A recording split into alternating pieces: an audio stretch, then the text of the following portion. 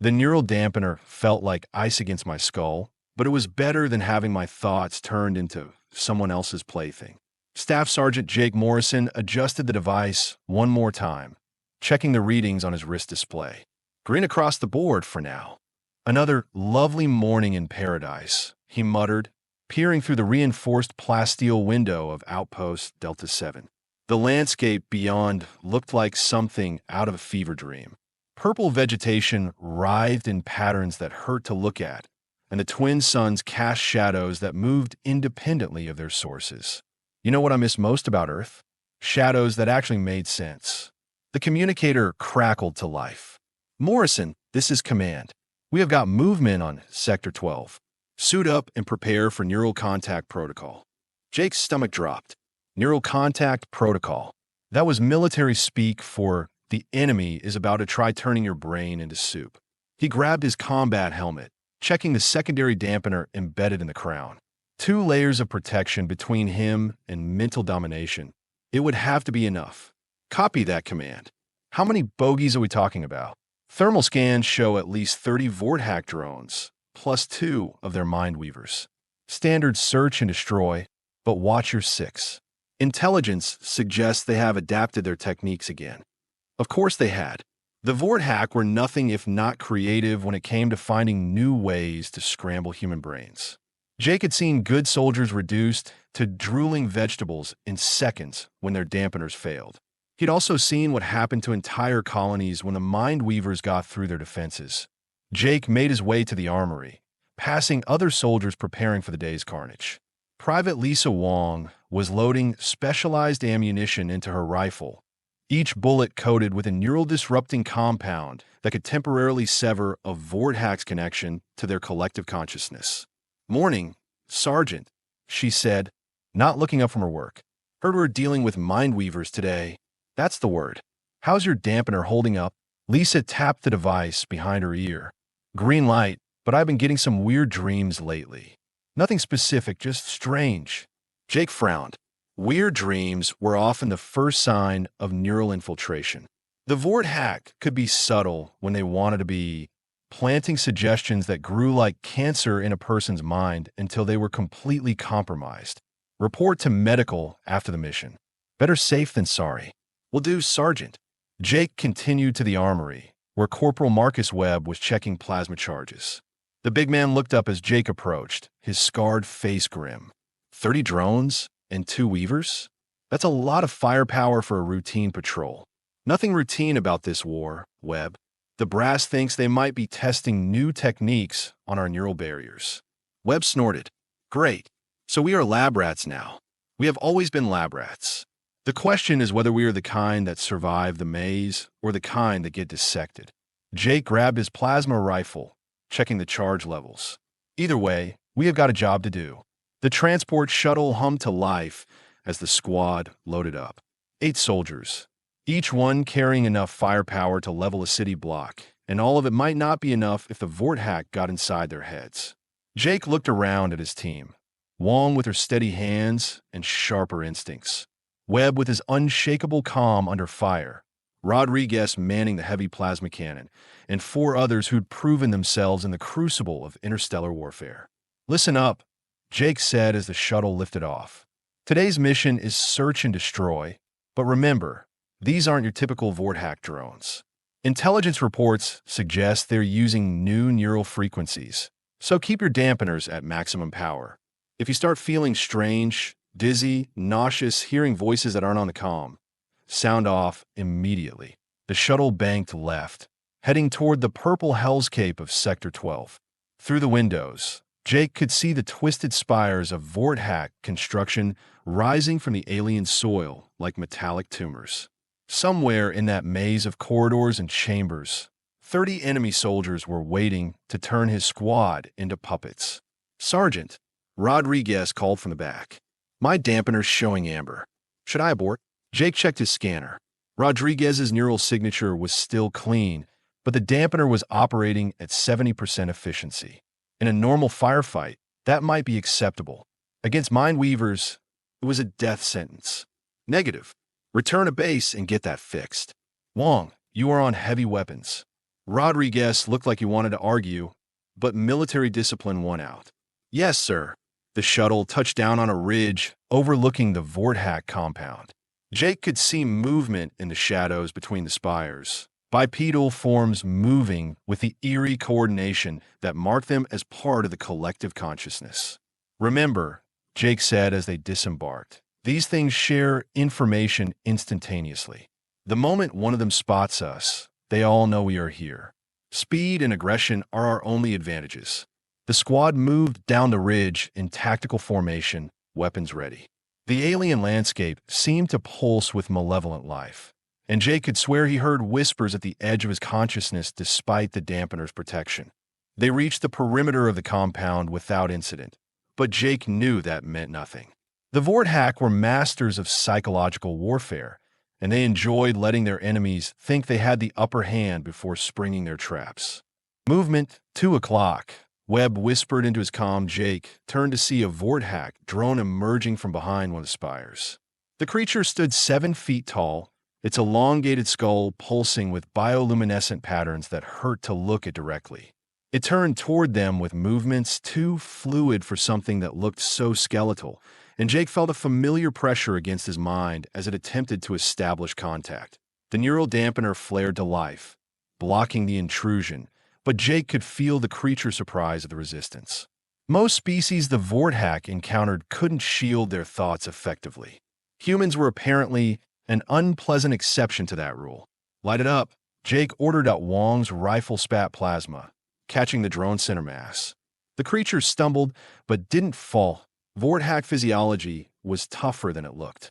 It raised what might charitably be called an arm, and Jake felt another wave of mental pressure. Stronger this time, Webb's heavy plasma cannon spoke next, and the drone's torso exploded in a shower of purple ichor.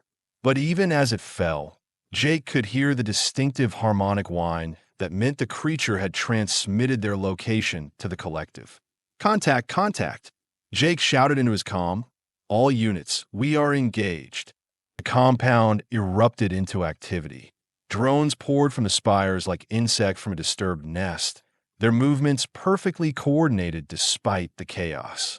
Jake's squad took cover behind what looked like crystallized tree stumps, returning fire as best they could.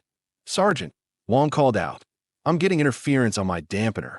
Jake checked his scanner. Wong's neural signature was fluctuating, the clean human pattern beginning to show signs of Vorthak influence. One of the mind weavers was close enough to start working on her defenses. Fall back to position 2, Jake ordered. Webb, lay down covering fire. The retreat was a fighting withdrawal through terrain that seemed designed to disorient human senses. The purple vegetation moved when nobody was looking directly at it, and the shadows kept shifting in ways that made depth perception nearly impossible. Jake felt something brush against his mind, not the crude hammering of a drone's mental assault, but something subtle and insidious. A mind weaver was trying to slip past his defenses, looking for cracks in his mental armor. The dampener held, but Jake could feel the strain. These new techniques the Vorthak were using put tremendous pressure on the protective systems, and he wasn't sure how long the devices would last under sustained assault. Multiple contacts, all vectors. Webb reported, his cannon tracking targets with mechanical precision. I count at least 20 drones, plus something big moving behind the central spire. Jake caught a glimpse of what Webb was talking about, a massive form that seemed to bend light around itself, making it difficult to focus on. Mind Weaver, no doubt about it. The creatures were living weapons, evolved specifically to dominate and control other sentient species. Wong, Rodriguez, flank left. Webb, you are with me. We're going straight up the middle. Sergeant, that's suicide. Maybe. But if we let them surround us, we are definitely dead. Move. The squad split up, using the alien terrain for cover as they advanced on the compound. Jake could feel the Mind Weaver's attention focusing on him, probing for weaknesses in his neural defenses. The dampener was holding, but barely a drone leaped from behind a spire, moving within human speed. Jake's rifle caught it in midair, the plasma bolt reducing its torso to superheated vapor. But 2 more took its place, their attacks perfectly coordinated. Webb's cannon roared, clearing a path through the enemy ranks. But for every drone they killed, two more seemed to take its place. The Vorthak were throwing everything they had at the small human squad. Dampener failure. Rodriguez's voice crackled over the comm. I repeat, dampener failure. Jake turned to see Rodriguez standing motionless, his rifle lowered. The soldier's eyes had taken on the telltale, glazed look of someone under Vorthak control. Webb, take him down. He's one of ours. Not anymore. Do it. Webb's sidearm spoke once, and Rodriguez crumpled. It was a mercy. Soldiers under Vorthak control rarely survive the experience, even if they were freed from the mental domination. The Mindweaver emerged from behind the central spire, its form shifting and flowing like liquid shadow. Jake felt his dampener strain under the assault as the creature focused its full attention on him. Wong, status report. Static answered him. Jake risked a glance toward her position and saw her locked in combat with 3 drones, her movements beginning to show the jerky coordination of partial mental control. The situation was deteriorating rapidly. Jake made a command decision that would either save his squad or get them all killed. Webb, prepare for neural overload protocol. Sergeant, that will fry every dampener in a half-click radius, including theirs. Do it. Webb reached for the emergency device on his belt, a neural pulse generator designed as a last resort against Vorthak mind control. Activating it would create an electromagnetic pulse that would disable every neural device in the area, friend and foe alike. The Mindweaver seemed to sense what was happening. Its mental assault intensified, and Jake felt his dampener begin to fail. Foreign thoughts pressed against his consciousness, trying to worm their way into his brain. Now, Webb. The pulse generator activated with a sound like tearing silk. Every neural device within half a kilometer shut down simultaneously, leaving Jake's squad defensively naked but free from Vorthak control. The effect on the enemy was immediate and devastating. Drones collapsed as their connection to the collective was severed, while the Mindweaver writhed in apparent agony as its psychic abilities were disrupted. Move, move, move, Jake shouted, leading the charge toward the disabled enemies. Without their mental coordination, the Vorthak were just another species of alien trying to shoot back. Wong shook her head, clarity returning to her eyes. What the hell just happened? Neural pulse. We are flying blind now, but so are they. Let's finish this before they recover. The firefight that followed was brutal but brief. Without their psychic advantages, the Vorthak were no match for human weapons and tactics. Jake put 3 plasma bolts into the Mindweaver before it could re-establish its mental defenses. Watching the creature dissolve into component molecules. 20 minutes later, Sector 12 was clear. Jake surveyed the battlefield, counting the cost. Rodriguez was dead, and 2 other squad members were wounded but stable. Wong was checking her damaged dampener with professional interest. Well, she said, that was educational. Jake couldn't help but laugh. One way of putting it. Command, this is Morrison. Sector 12 is secure, but we're going to need new dampeners and a medical evacuation for the wounded. Copy that, Morrison. Good work out there. Good work. Jake looked around at the alien carnage, the twisted spires of the Vorthak compound, and the purple sky that never quite looked natural. Somewhere out there, more Vorthak forces were planning their next assault on human space. The war was far from over. But for today, Sector 12 belonged to humanity. And sometimes that was enough. The debriefing room smelled like burnt coffee and desperation. Colonel Amanda Reese sat across from Jake, her weathered face showing every one of her 53 years. Behind her, holographic displays showed casualty reports that made his stomach turn. 17 outposts hit in the last 48 hours, she said, tapping her stylus against the metal table. The Vorthak are adapting faster than we can upgrade our dampeners. Your little stunt with the neural pulse bought us intel, but it also showed them our hand. Jake leaned back in his chair. So what's the alternative? Let them turn our people into meat puppets. Watch your tone, Sergeant. But there was no real heat in her voice. They were all running on fumes and stimulants. High Command thinks they have found a solution. It involves volunteers. The way she said volunteers made Jake's skin crawl. What kind of volunteers? Reese slid a data pad across the table. The files it contained made Jake wish he'd never asked. Test subjects, brain scans, mortality rates that hovered around 80%. Project Neural Crown, she explained. Instead of blocking Vorthak mental intrusion, we are teaching human minds to fight back. Offensive psionics, they're calling it. You're talking about turning soldiers into mind weavers. We're talking about survival. The Vorthak have been doing this for millennia. We have had maybe 5 years to figure out how to stop them. Reese stood up, pacing to the window that overlooked the main compound. Traditional dampeners are failing. We need something new. Jake studied the data pad.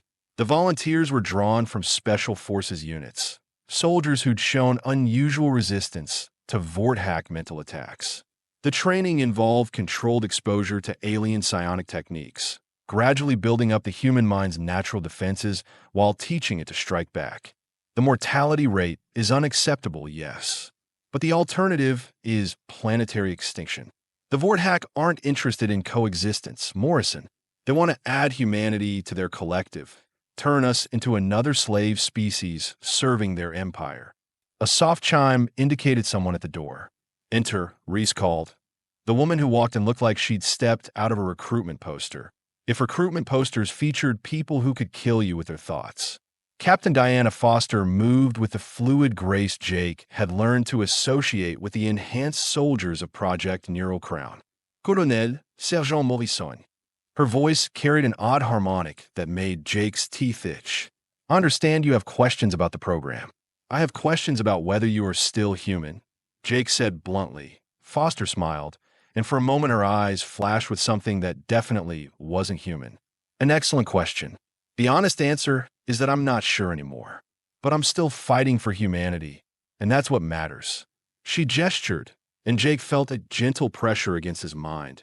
Not the brutal assault of a Vorthak drone, but something more subtle. His dampener didn't even register the contact. I could shut down your autonomic nervous system right now, Foster said conversationally. Stop your heart, collapse your lungs, turn off the parts of your brain that keep you breathing. The Vorthak taught us that much about human physiology. Jake's hand moved toward his sidearm before he could stop himself. Foster's smile widened. But I won't because, unlike the Vorthak, I remember what it was like to be helpless. I remember what it felt like when they tried to turn me into one of their drones. The pressure vanished, leaving Jake feeling oddly empty.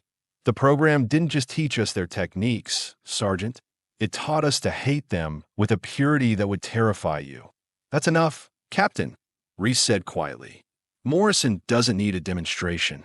Actually, I think he does. Foster turned back to Jake. Because he's going to be leading the next phase of operations, and he needs to understand what he's working with. Jake looked between the two women. Next phase. Reese activated the holographic display, showing a three-dimensional map of local space. Red dots marked Vorthak incursions, while blue indicated human-controlled systems. The red was winning.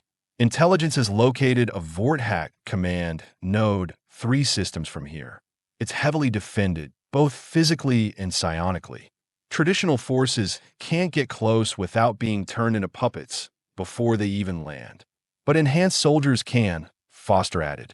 We can walk through their mental defenses like they're not even there.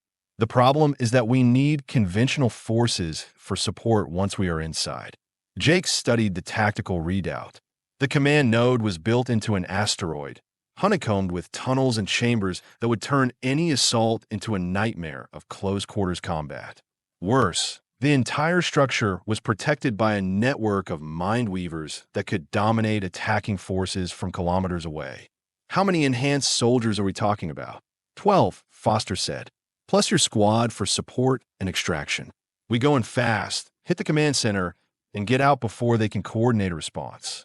12 soldiers with the ability to fight the Vorthak on their own terms, plus Jake's remaining team members, against an entire command structure that controlled Vorthak operations across dozens of star systems. It's suicide, Jake said flatly. It's war, Reese replied.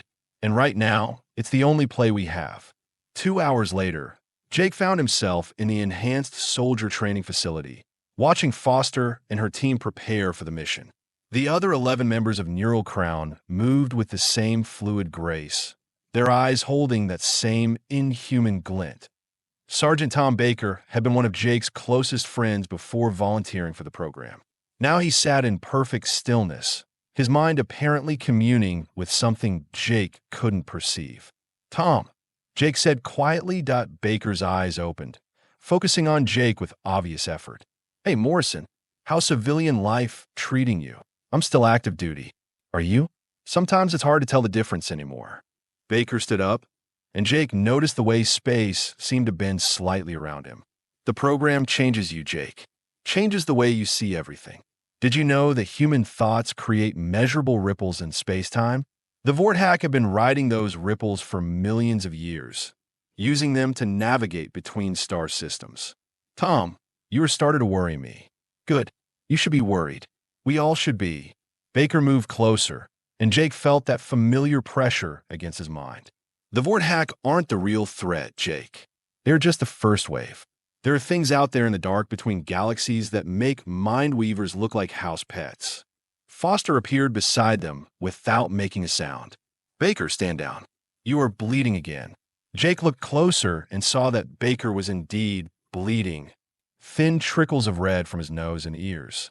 The enhanced soldiers pushed their abilities too hard, burning out neural pathways faster than they could regenerate.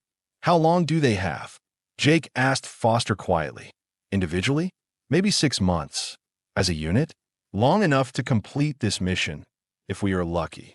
She helped Baker to a chair, her movements gentle despite her inhuman grace. "The program was never designed to be sustainable. We are weapons, Morrison. Use once weapons that happen to be made of human flesh."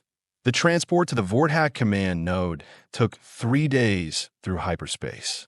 Jake spent most of it trying not to think about what they were flying toward. His squad had been equipped with the latest dampener technology, but he'd seen how well that worked against determined Vorthak attacks.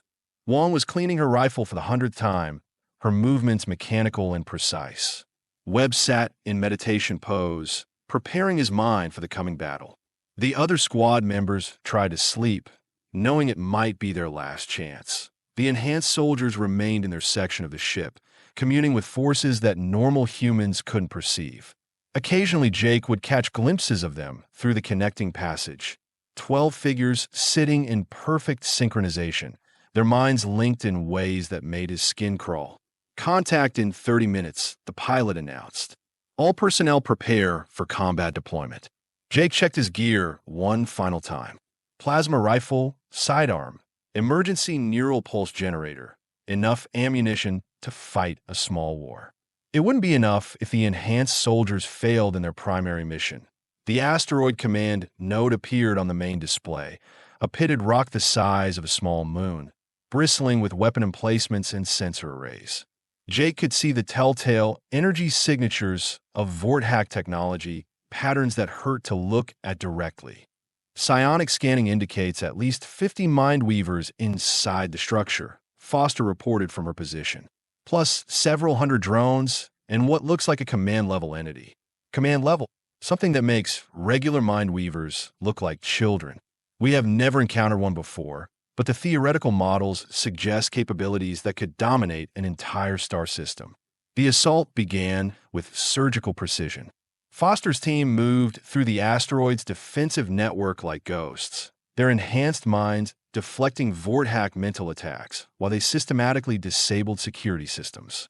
Jake's squad followed in their wake, providing covering fire and watching for conventional threats.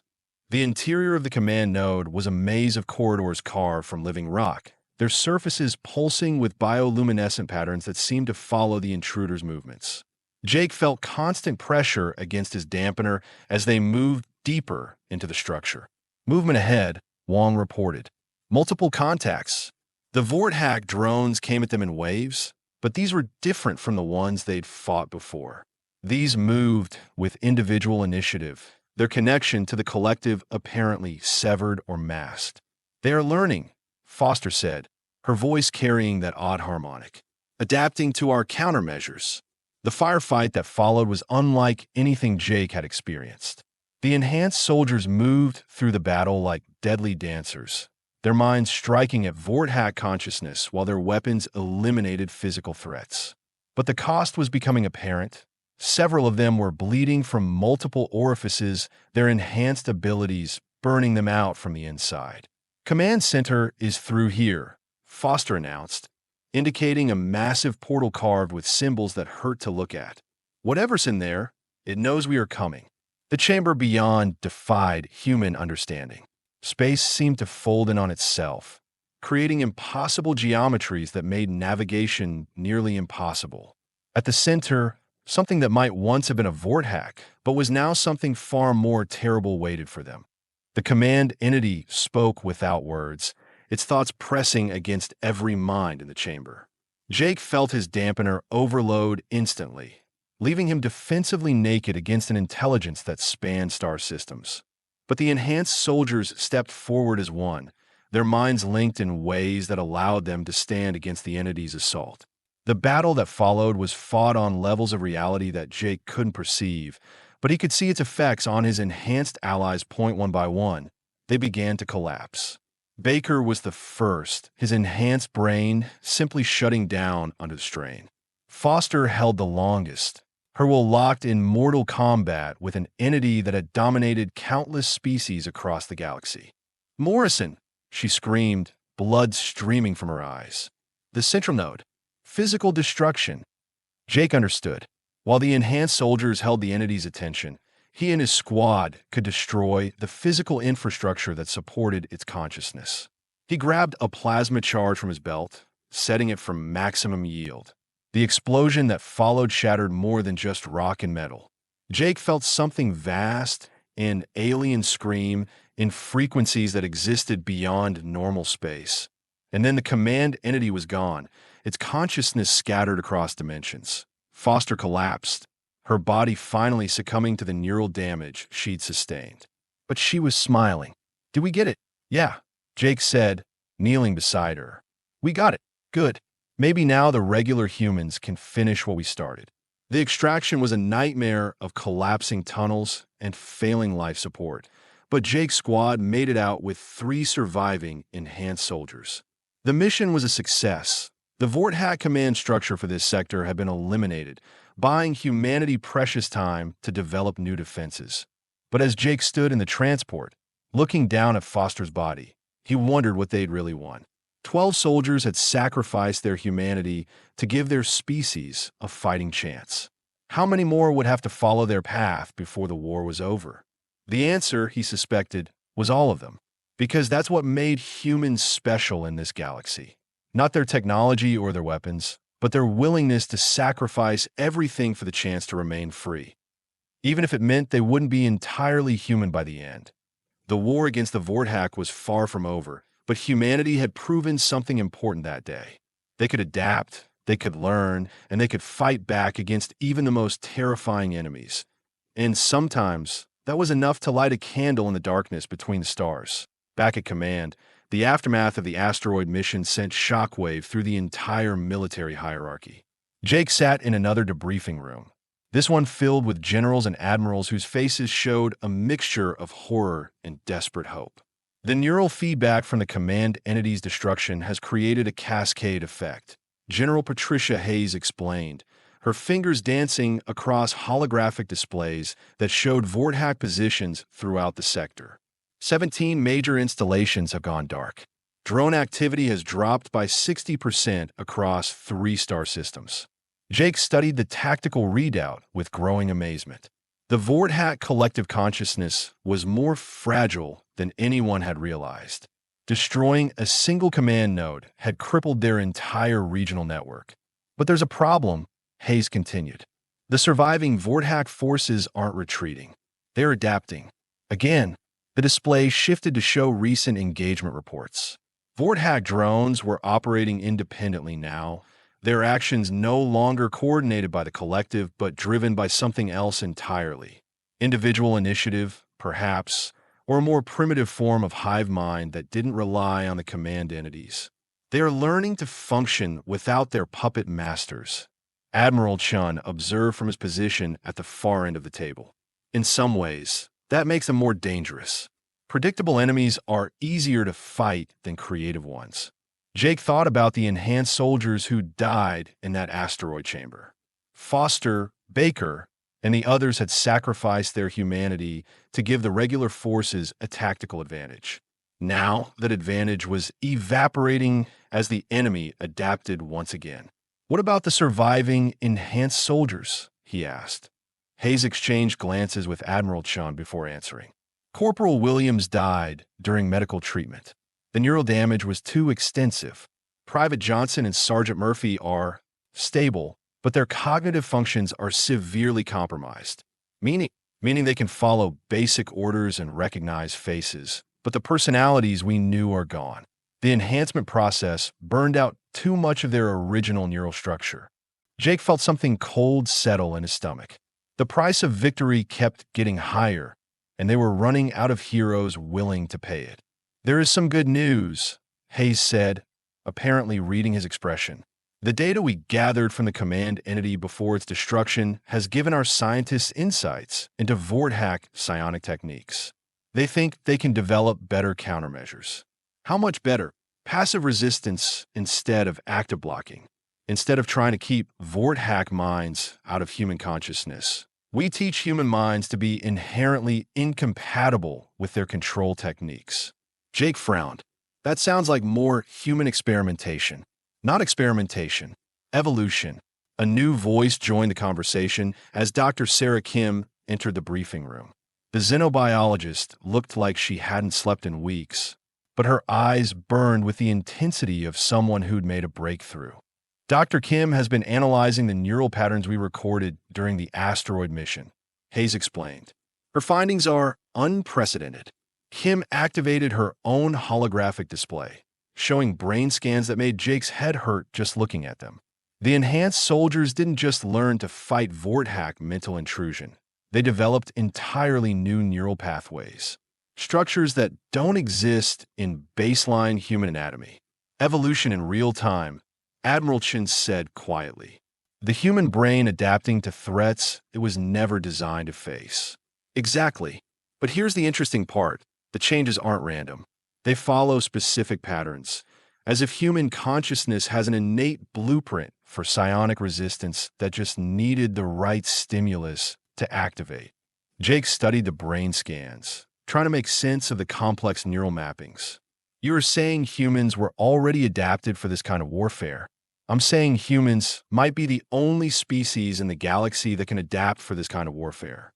Every other race the Vorthak have encountered either submitted to mental domination or went extinct fighting it. But human consciousness seems to have a natural resistance to external control." The implications were staggering.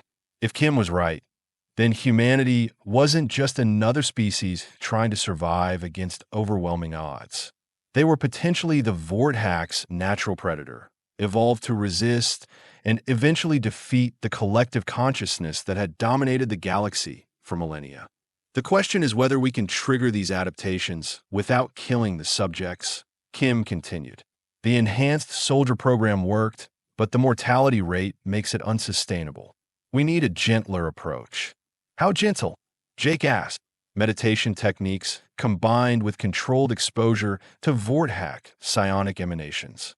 Instead of forcing the brain to develop new pathways through trauma, we guide it through a more natural evolutionary process." Hayes leaned forward. "How long would this take?" "Months instead of weeks. But the subjects would retain their original personalities and cognitive functions. They'd still be recognizably human, just more resistant to mental manipulation." Jake thought about Foster's final words, her smile as she died, knowing the mission had succeeded. "And you think this would work against the adapted Vorthak forces?" "I think it would work against any psionic species we might encounter. The changes seem to provide broad-spectrum resistance, not just protection against Vorthak techniques specifically." Admiral Chin stood up, his expression grim. "Dr. Kim, how quickly can you implement this new training program?" "I can have the first volunteers ready for testing within a month. Full deployment across military units within 6 months, assuming the trials are successful." "Do it. Morrison, you will be leading the first test group. Your experience with both conventional and enhanced operations makes you ideal for evaluating the program's effectiveness. Jake wanted to object, but he knew Chun was right.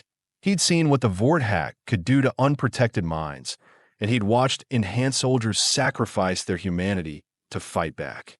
If there was a middle path that could protect human soldiers without destroying them, he needed to help find it. 3 weeks later, Jake found himself in a meditation chamber that looked more like a spa than a military facility.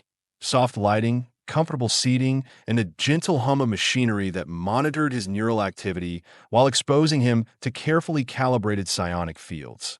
The other volunteers were a mix of veterans and fresh recruits, all of them chosen for their demonstrated resistance to Vorthak mental attacks. Wong was there. Naturally, she'd insisted on volunteering despite her recent close call with mind control. Webb had also signed up, claiming he was too stubborn to let aliens mess with his head.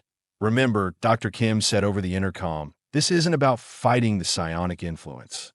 It's about learning to coexist with it while maintaining your individual identity. Think of it as building mental muscles you didn't know you had. The first session was almost anticlimactic.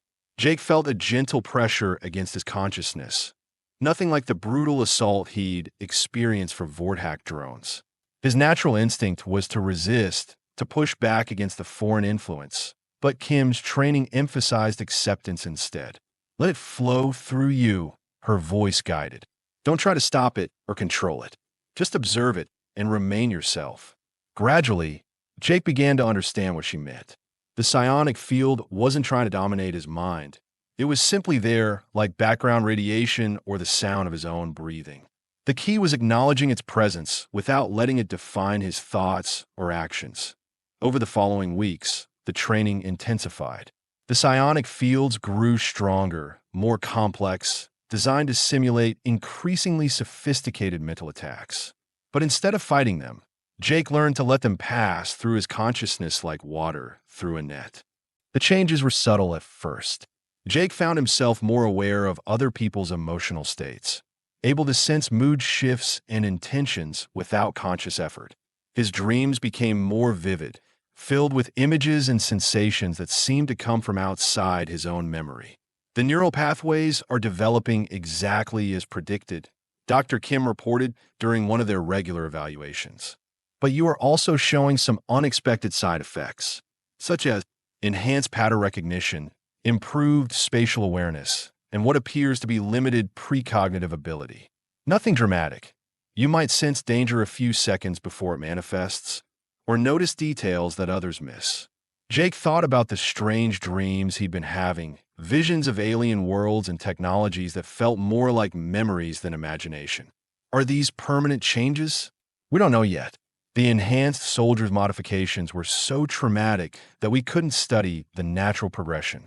You and the other volunteers are helping us understand what human consciousness can become when it evolves gradually instead of being forced to adapt through crisis.